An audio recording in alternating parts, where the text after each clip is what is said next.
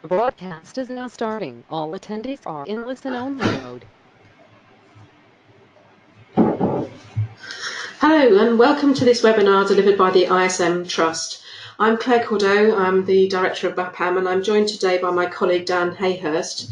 We're delighted to be here and thank you very much to ISM for inviting us. Before we begin, just a few points. The content of this presentation is for information purposes only. It's not intended to be a substitute for legal or other professional advice and should not be relied upon as such. You can contact us about your specific situation, and ISM members can contact the ISM legal team. You can't see us, but you should be able to see the PowerPoint presentation displayed on the screen. You should also be able to hear us, but we can't hear you. So if you experience any technical difficulties, such as sound or quality, please let us know in the question box and we'll make attempts to resolve the issue. This webinar is being recorded and will be available to view on the ISM's website at ism.org/webinars. And at the end of the presentation, we'll be able to take some questions. So just put them in the chat box and we'll pick them up then. Okay, so for those of you who signed up to the webinar hoping to hear Lucy Hayman, we're really sorry that she's not been able to make it today, and we sent her our very best wishes. We are from BAPAM, we're the British Association for Performing Arts Medicine. Our core job is to deliver specialist healthcare to performing artists in the UK, and we have a number of specialist clinicians, but we also deliver training in health promotion, and we're particularly interested, we've got a project on at the moment around healthy touring. So we agreed with Lucy that we pick up some of her slides and we'll deliver some of our experience to this and hope it will be helpful. So this is who we are. By day, we're at BAPAM, and by night, we are also performers, and I run a stage on a boat. So we'll use some of that experience. Dan, do you want to say a few words about yourself? Yeah, there's a slightly stretched picture of me looking tall and thin, and I'm an electronic musician, and I work with Animator doing live audiovisual performances. So we do quite a lot of touring, so hopefully I'll be able to share some of my amazing wisdom. Thanks, Dan. Okay, so why focus on health when you're touring? Well, as you probably know, if you've been listening to some of the other webinars in this series, about 75% of musicians develop a health problem in relation to their occupation. And of course, touring is really intense. It's very tiring. And if you are going to develop a health problem, the chances are that it's going to happen when you're touring. So we thought it was a good idea just to think about when you're thinking about touring, to think about your health, and that's what we're going to focus on. Obviously, it impacts on the quality of your performance, your career, impacts on your own self-esteem, and maintaining that energy, that wellness during a tour is really important in order to get the best from it, to make sure it's really as valuable as you hope it'll be. And so planning in advance can help mitigate some of the problems that you might have and support a successful tour. We brought together a set of very experienced both tour managers, musicians, therapists, anybody who could give us an insight into some of the health issues they thought we ought to be covering when we're looking at health and touring. And so these slides are really a representation of what they came up with. And we run a healthy touring series of workshops, and this is the content of those. And at the moment, that Help Musicians UK are running a fund called Do It Differently, where they've given out awards to artists who are both recording and touring, and as part of that they have a workshop on healthy touring. So we're going to be delivering really something that hopefully helps you understand the benefits of a healthy tour, thinking about how to manage life on tour, thinking about the dynamics of the people in the group that you're dealing with, reviewing the risks, and thinking about in advance how to deal with them when they arise, and knowing how to get some help. So that's some of the things we're hoping to cover during this webinar. Okay, so the first thing really is to think about how to keep healthy on tour, and on the right hand side are all the bullet points that came up from our panel discussion. And I'm going to ask Dan, if you don't mind, just to talk a little bit from your own experience about some of the issues that make that real for us, really, from your experience. Well, I mean, I think the point is really that it's very easy for everything to just go out of the window once you get out on tour, you know. I mean, and that's the difficult thing, and that's why we think that planning ahead can help with some of these issues. So, I mean, for instance, a healthy diet is quite easy to arrange when you're at home and you've got access to the supermarket and you can plan your diet. But what if you're traveling in a van for 8 hours, or if you're traveling by public transport, even by trains or, you know, flights? It's very difficult to kind of think, okay, I want to be healthy. So, for instance, I mean, we once toured Italy in a car that the booking agent introduced us to the driver when we arrived in Italy, and then it turned out that the driver flat refused to stop anywhere except a motorway service station, despite the fact that one of our band had recently got out of hospital and really needed to have a healthy diet, you know. And it's things like that that could have been planned in advance. We could have said, actually, this is important for food. So that can be very tricky once you're traveling. Sleep, again, I played a gig in Belgium on Saturday at 5 a.m. in the morning. That was our show time. That was quite tricky to think, how are we going to kind of, you know, arrange to sleep? So, you sleep in the daytime, but then that's quite disruptive, and then you need rest time the next day. So we were lucky that we didn't have to do anything the day afterwards. We catch up on some sleep. But what if you then have to travel 12 hours to the next show? It's quite an issue. I think loneliness, again, and we're going to look at this in a bit more detail later, but you kind of need to factor in how you're going to maintain connections with your family, with your friends, how you're going to facilitate communications between members of your touring party, because that can also be quite difficult. People go into some quite extreme moods. You need to think about that in advance, maybe.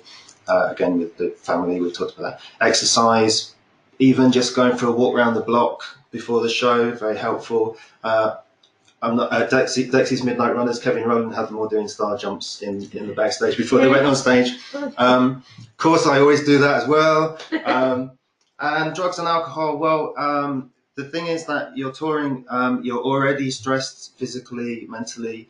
It's not going to get less complicated or easier if you're excessively using drugs or alcohol. So you need to think carefully about balancing and being careful about that kind of stuff, we would say.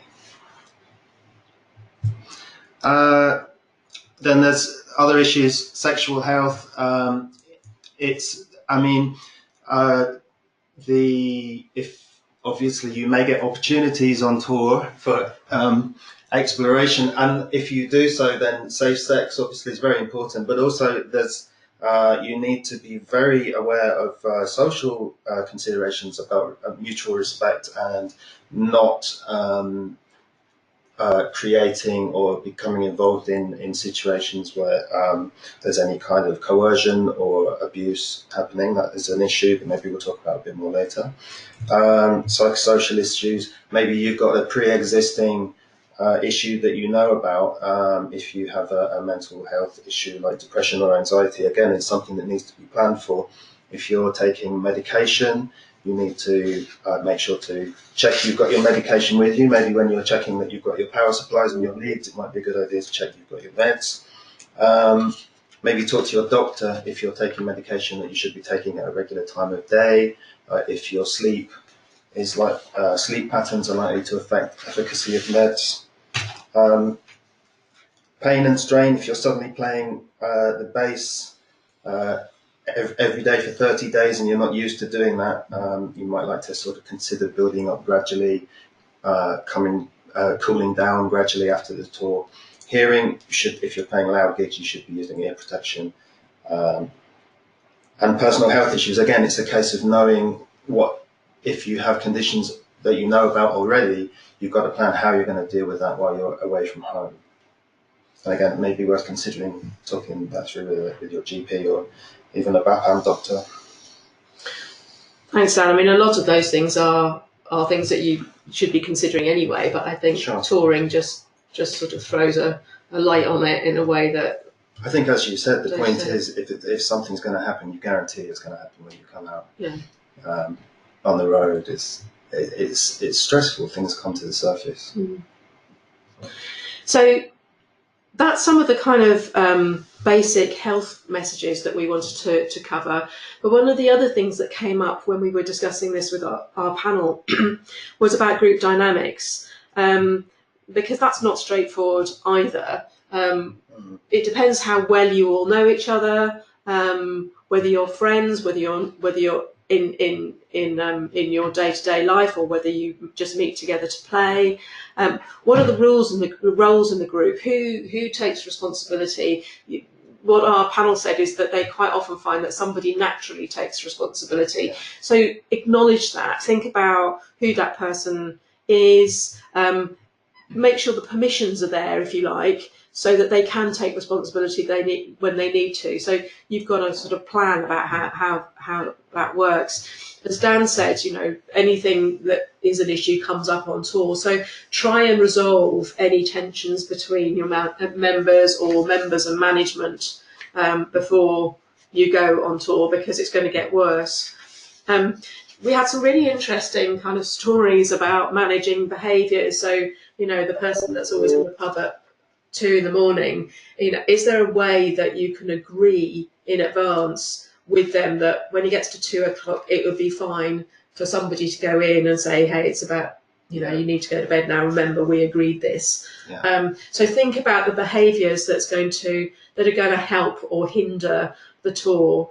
And how you want to manage that. You might be able to take responsibility for yourself, but actually very often you're in a group situation and you don't have control over the other people in the group, because a lot of these arrangements, unless there's a hierarchy, which there can be, but I think that what we found so many times touring was that there's so many unspoken things.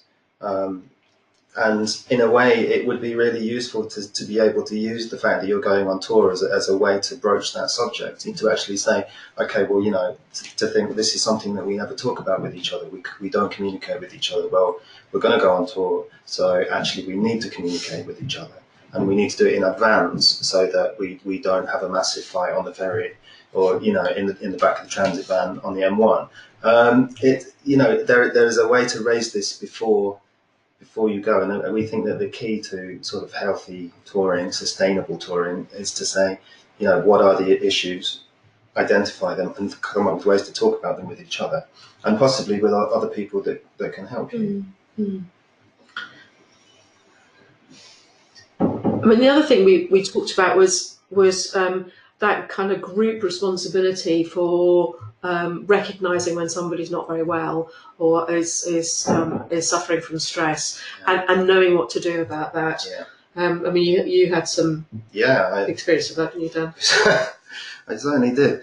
I mean, it's this thing. I mean, we went on a tour in the 90s with my band at the time, and one of the members of the band was really extremely unwell before the tour. But we never talked to each other about this stuff. It was he was unwell with stress and with anxiety, but we were like young 20-year-old men from the north, and we just never talked to each other about that kind of stuff. And it's so important to talk about it, because what happened in the end was that literally on the first day of the tour, this band member disappeared, and the band basically broke up. And it was a case like a huge communication failure. It was also, even then, dealt with in a sort of spirit of conflict. Oh well, he's gone. Okay, well, stuff him. We'll do the tour anyway.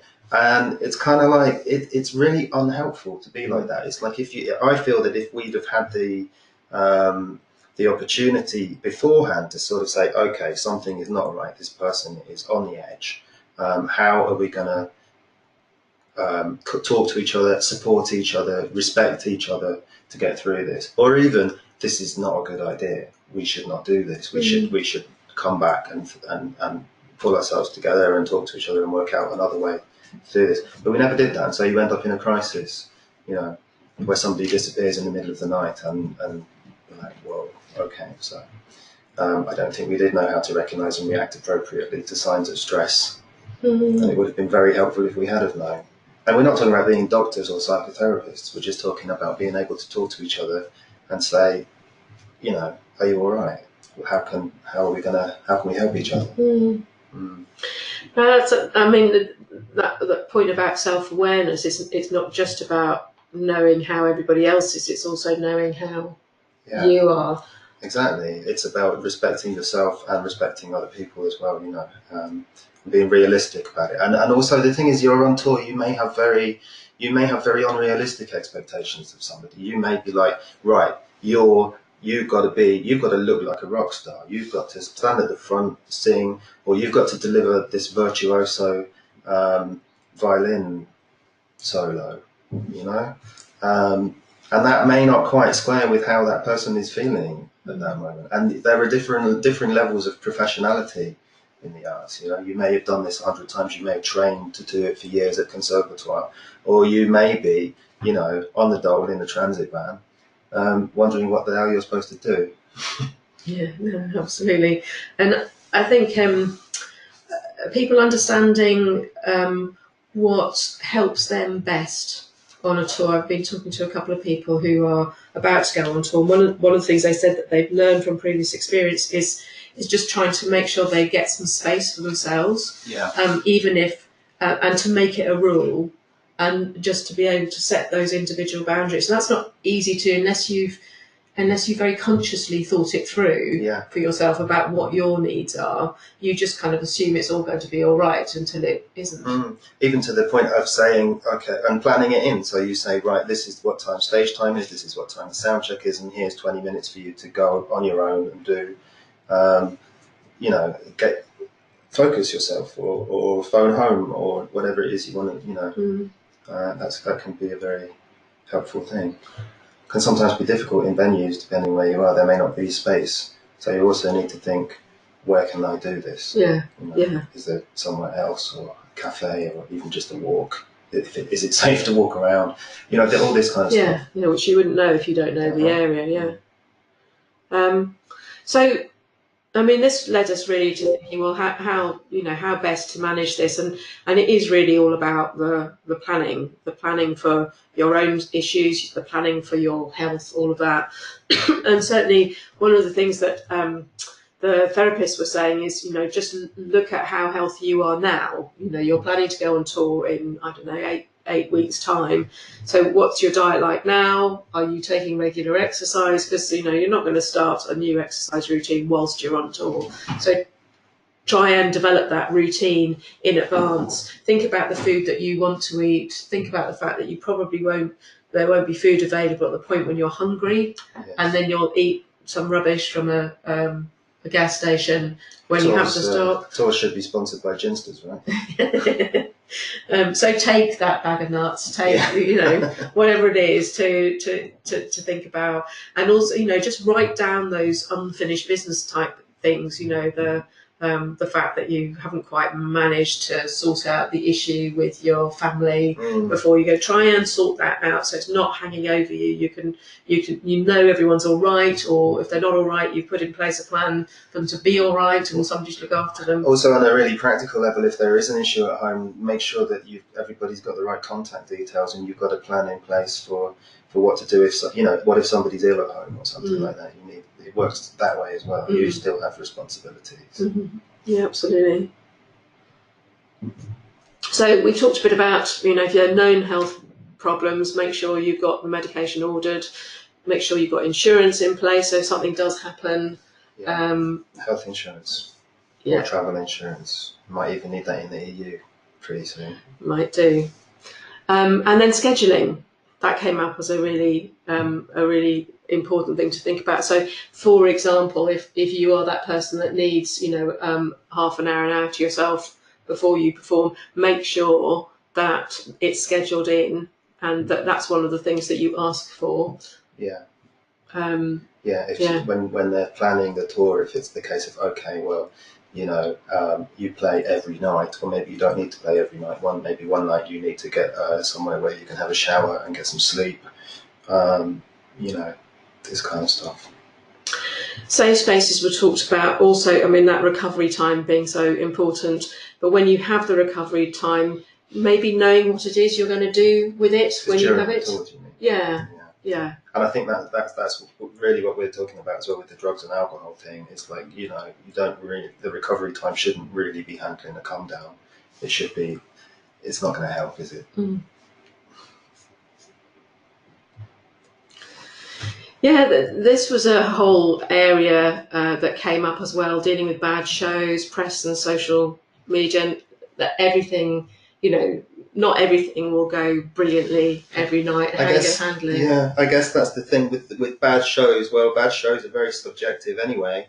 But I mean, it's that idea of putting pressure on each other. You know, if you expect everything to be perfect all the time, then all you're doing is stressing you and other people out. It's unrealistic and it's unfair.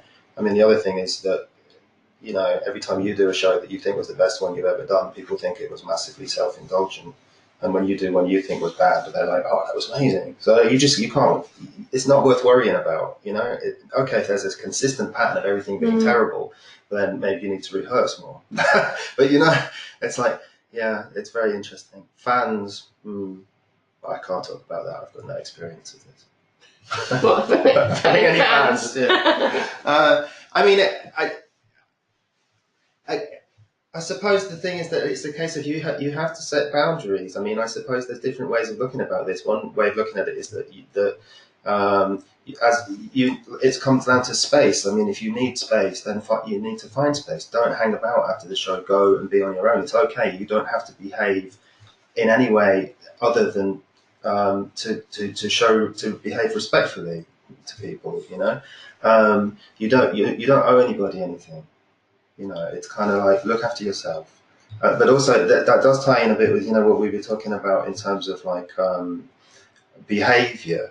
Well, you know, don't exploit your fans either. Don't take advantage of fans. That's very important. Mutual respect. I think the other thing is, though, that very often a tour is really about creating those networks which will help your future career and future performances. So it's also about making sure that you have enough energy that you can make the most of the networking, that you're not exhausted by the time it gets to the point of meeting people. Networking is really interesting, and I think for a lot of musicians these days, networking is not about trying to become famous or to kind of like sort of meet your adoring public. It's about setting up mutual support networks. I mean, these are people, you're meeting people who might be the people who can give you somewhere comfortable where you get a night's sleep. You know, they may have, they may be gig, you know, DIY space organisers, promoters. You know, you're going to meet people like that. It's useful. It can also be really stressful feeling the pressure to meet people. You don't have to do it, but like you say, also people within groups naturally fall into roles. Some people are going to really like talking to people, and other people would like to go back to the dressing room. And just be on their own. It's fine. So as you say, you can work out who's good at certain things. Yeah. Maybe you've got a tour manager with you, or the person who's doing your merch who's just a total people person. You know, that it doesn't have to be you.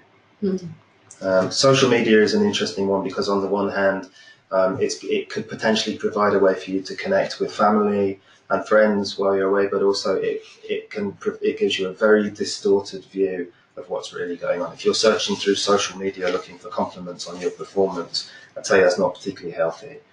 It's not really what's going on. And the same thing, if people hated it, well, it's not real. You'd be better off, you know, phoning a friend to talk about something else, or think about something else. It's, you know, dissect it later. So we've got a couple of slides, and thanks very much to Lucy for these, just on vocal health. And these are sort of really reinforce, I think, the things that we've said before, but also are very specifically for looking after your vocal health whilst you're on tour. So, excuse me. So avoiding smoking, excessive alcohol consumption, talking, that includes the use of the telephone, and also some of the things you should do. And again, I think a lot of these are things that you should do even if you're not a singer, but they're really helpful, kind of practical tips. Fairly good advice. Yeah, absolutely. choosing repertoire carefully goes for everybody, really. I mean, don't play the one with the most difficult instrumentation first. Let yourself warm up a bit, for instance, you know. Yeah. I think hopefully Lucy will be doing a session on vocal health specifically at some point. So then the final thing, really, one of the final things is thinking about the post-tour and actually planning for that. So getting in, making sure you can reintegrate into normal life as quickly as possible. And people had different ways of doing that in our discussion. Somebody said that actually they find it really helpful. They make themselves make a meal for everybody because you're so used to eating meals that have been prepared for you. It's not something you normally do, but you know, don't get another takeaway. Just go and make a meal. Just get yourself back into that normal life. If you've had any health issues whilst you've been away, go and get some help with them. And if there are any things that you want to think about, learn about for the future, raise your management, do it. I think again you can anticipate what the problem areas are going to be. If you know that when you get home that your kids are going to drive you crazy and you're going to get in an argument with your partner, then maybe try and talk about that before it happens and avoid it. You know, there's a strategy for doing it. Again, you know, a lot of musicians these days, they're going to be working multiple jobs. Getting back into normal life quickly might involve going back to work the day after you arrive back. Well, is that strictly necessary? Can you go back the day after? Can you, you know, or if you do have to do it, well, you know, at least maybe take it easy on the last few days of the tour and, you know, don't get wasted at the final party kind of thing. I'm smiling here because Dan came back from Brussels yesterday to find that he was doing a webinar today. Yeah. So, and practice what you preach. Of course, always do. So resources then, always really worthwhile just making sure you've got a list of the resources that you might need to whilst you're away. There can be emergencies when you're on tour. So if you're in the UK, you know, there's A&E, walk-in centres, there are a lot of phone lines, there are the music industry ones, the Music Mind Matters, music support for mental health, but of course there's Samaritans, Papyrus. Papyrus, I think, also give advice to you if you're ringing about a friend. Papyrus are an organisation that provides suicide prevention help for, I think, under 30s. Okay, so but they have a helpline which is designed for it to be an emergency helpline, and it is not just for people who are experiencing suicidal thoughts, but also their friends and colleagues. So that's a useful resource. And I think, you know, people who do have ongoing health issues, psychotherapists are very often happy to do online sessions. Physiotherapists will give you exercises to be doing whilst you're away. I think if you're already engaged with a health professional, if you've got a therapist, physical or psychotherapist, you can arrange a session while you're away. Maybe it's less easy with a physio, but a psychotherapist certainly would arrange to do telephone or Skype consultations. Yeah. So I hope that's been helpful. We were certainly extremely grateful to the panel of experts for talking us through what the sorts of things we needed to cover in a just brief intervention around planning for healthy touring, which is what we've shared with you today. If you want to get in touch with us, that's our information there. And we run training which can be bespoke to individual artists and their group who are about to go on tour, as well as group training. And there are some further signposting help there as well. So thank you very much indeed for having us. Thank you to both Claire and Dan for a very inspirational presentation. We are ready to take any questions, so if you have any questions that you want to send through to us, just pop them in the question box and we'll do our best to answer them. The first question comes from Jane, and it's: if you are trying to organise a tour on a shoestring budget, when is the right time to say no? Dan. I think that the key to it is to work out whether this tour is going to do you more damage than it is good. I mean, obviously, there's a certain amount of pressure to be like, okay, if it's on a shoestring budget, well, probably you're in a relatively early part of your career and you're thinking, right, this is going to be really good for us, going to give us all the exposure we need. We're on tour with this band who we love, but if you're being paid £50 a night, it's going to be pretty tricky. So I think there's some things you've got to consider. I mean, you have to tour safely. It's not really a good idea to jump in the back of a transit van with your gear. We would say you need to be able to afford to hire a driver with a vehicle, I think. And you need to factor in downtime. You don't need to stay in a fancy hotel. You can stay in a travel lodge. If that's too expensive, then as I say, you tap into the networks that we talked about before of like other sort of individuals, promoters, musicians, bands, people who you trust will put you up somewhere quiet and comfortable and not throw a party the night that you're staying at their house, things like that. And I think that when to say no is if the network is not working, if you've got gigs hundreds of miles away from each other where they don't connect up properly, or where you think actually this is dangerous to our well-being. I think that's when you say no. I think the other issue is about self-awareness. Everyone's got a slightly different threshold when it comes to this. So if you're with a group, you all have to be of a mind that it's okay, and that has to be a sort of consensus. I think that's it. You have to decide beforehand, don't you? I mean, the thing is that we found that we've done all of those things I just said not to do, but. It's kind of like, but we actually didn't all agree that it was okay beforehand.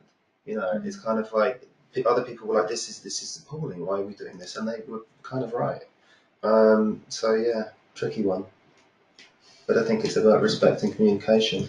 And at the end of the day as well, if what you're trying to do is to do the best performance you can whilst you're there. So if your exhaustion, ill health, all of that starts to affect your performance, then actually it's stopping being a valuable thing to do. Absolutely. There's a bit of a myth, I think that there's this idea that you should somehow suffer, and through your suffering comes great art. I have to say that this is one of the most. It's total rubbish, and but it's prevalent throughout the music business, isn't it? It's rubbish. And that's another topic. Thank you. Second question is from Brian. Should you make plans with friends or family before you go on tour, so they're in place, or should you wait and see how you feel when you get back?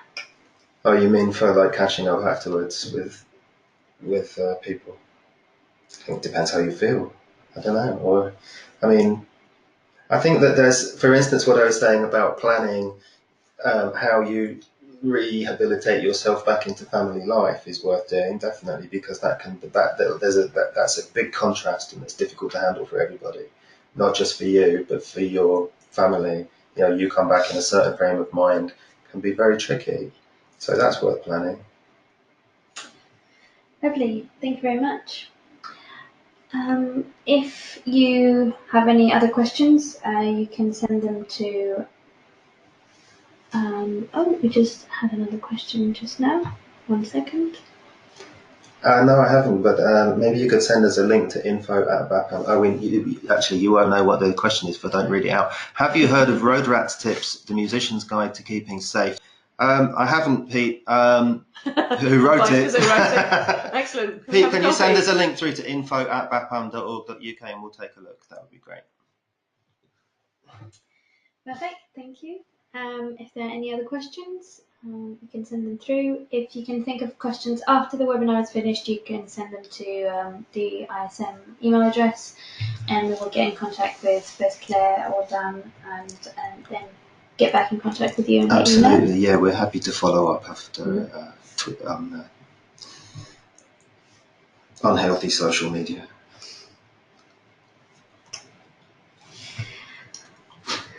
Okay, so perfect. Thank you very much. Thank you all for listening, and we hope to see you soon at another webinar.